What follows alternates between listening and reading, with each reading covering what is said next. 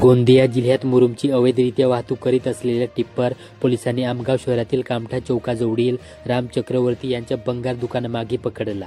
शनिवारी दिनांक 22 रोजी पहाटे 4:30 वाजता दरम्यान ही कारवाई करण्यात आली। गोंदिया जिल्ह्यात रिक्षा दुचाकींच्या धडकेत रिक्षा उलटून दोन्ही वाहनातील 4 जण जखमी झाल्याची घटना रावणवाडी येथील बिरसी टर्निंग पॉइंट जवळ गुरुवारी दिनांक 22 रोजी सायंकाळी 4 वाजता दरम्यान घडली। आमगाव येथील स्थानिक बहुभूती महाविद्यालयात क्रांतीसूर्य भगवान बिरसा मुंडा यांच्या जयंतीचे औचित्य साधून जनजाती गौरव दिन उत्साहात साजरा करण्यात आला। प्लास्टिक प्रदूषण पर्यावरणासाठी सर्वात मोठा चिंतेचा विषय बनला।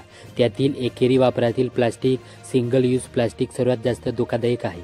भारतासारख्या विकसनशील देशासाठी प्लास्टिक कचरा समस्या बनून उभा आहे। नैसर्गिक आपत्तीमुळे जमीन खराब झालेल्या शेतकऱ्यांना राज्य सरकारने मोठा दिलासा दिला।